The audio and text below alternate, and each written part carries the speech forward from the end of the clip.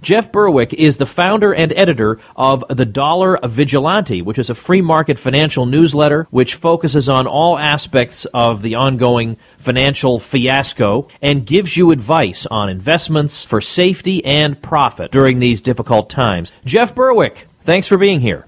So thank you for having me on. We have a lot to talk about, your being the dollar vigilante and all, but I want to talk about a very recent piece of yours talking about the end of the drug war, about marijuana legalization, and showing how international it is. I didn't realize that. I tend to be U.S.-centric, and I was thinking that the whole story is contained within Washington and Colorado, but you show that it goes well beyond that.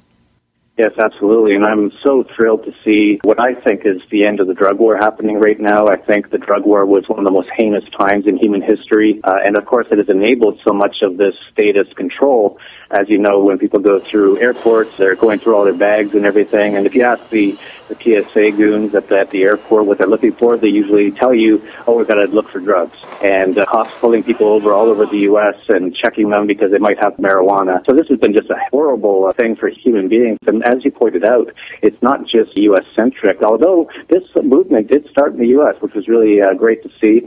A friend of mine named Joby Weeks started it. He was in Colorado a couple of years ago and went out and asked people to sign a petition to bring marijuana decriminalization bill to be voted on.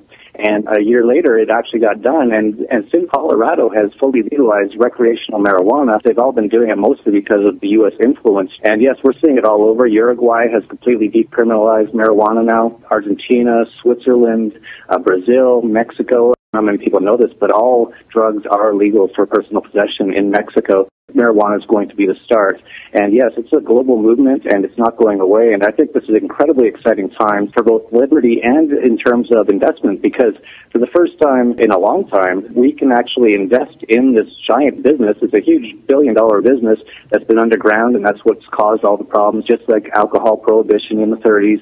Whenever you try to make something illegal, it drives things underground, and there's no dispute resolution, so there's a lot of people just getting killed and shot, and in Mexico, where I am right now, beheaded and things like that.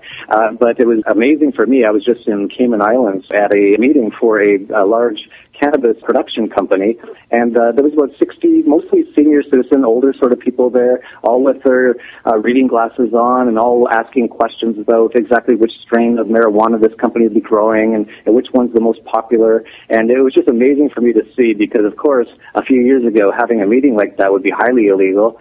It was caught by the authorities, the so-called authorities. A lot of those people would be in jail, but now that it's becoming decriminalized, it's just becoming a normal business, and it's fascinating and exciting. And I think the profit potential is going to be amazing for people to get into it. But even more than that, more important to me is liberty. You know, originally, I guess it was the 1930s that marijuana was first criminalized. And that, by the way, is interesting to a lot of people, I think, because we're so used to the drug war that we assume these substances were always illegal, but they weren't. This is actually not that long ago. I mean, there are people living today who were alive before the whole thing happened. But on the marijuana question, they pushed through the so-called Marijuana Tax Act of 1937 amidst propaganda hysteria coming out of the U.S. Congress about the dangers of this substance. And then 7 years later, they sheepishly admitted that none of that's true.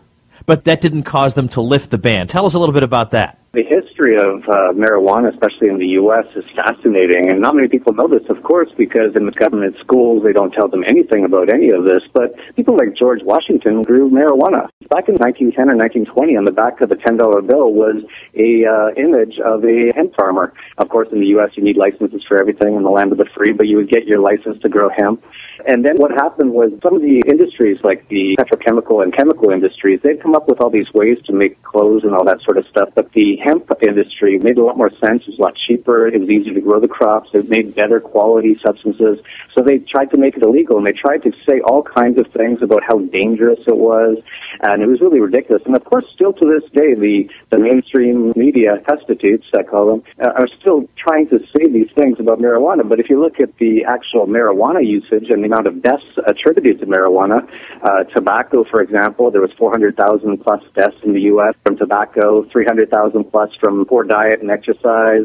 Alcohol, 85,000. Prescription drugs, 32,000. even aspirin, 7,000, peanuts, 100, marijuana caused 0 deaths in the U.S. And actually, just recently, I just saw it today in Colorado, there's a stat that said that the murder rate is down by about half since marijuana was decriminalized on January 1st of this year. I'm looking at a graphic you have up at dollarvigilante.com that has a lot of those statistics that you just mentioned. Peanuts giving rise to 100 deaths a year, marijuana 0, and the caption is, marijuana, safer than peanuts, which is funny. But that leads to another question, which is, given that any reasonable person anyway can see that the propaganda against marijuana was based on nothing, and incidentally, I have no interest in using it or using any of these substances. It makes no difference to me. The point is, I don't want other people being harassed, and I don't want it to be an excuse for the government to harass me or anybody else and to use it as a pretext. But having said that, the trouble will be that there are drugs that are more dangerous, that actually we can attribute deaths to. And it's nice for us to say that the beginning of the end of the drug war is upon us, but I think you're going to have a much tougher row to hoe, so to speak, when it comes to some of these other drugs. Yes, I agree. You have things like methamphetamines and all these things, but these things were actually caused by the drug war. Cocaine, for example, isn't all that dangerous at all. Alcohol is actually one of the most dangerous substances on earth. It causes hundreds of thousands of deaths and who knows how many violent acts and things like that. But cocaine actually isn't that bad at all. It's mostly just like a caffeine or something like that. But what has happened is through the drug war, they made these things illegal. If they didn't, cocaine would be very cheap. It would be almost the same price as salt. And because of that, people have started using more and more really toxic chemicals.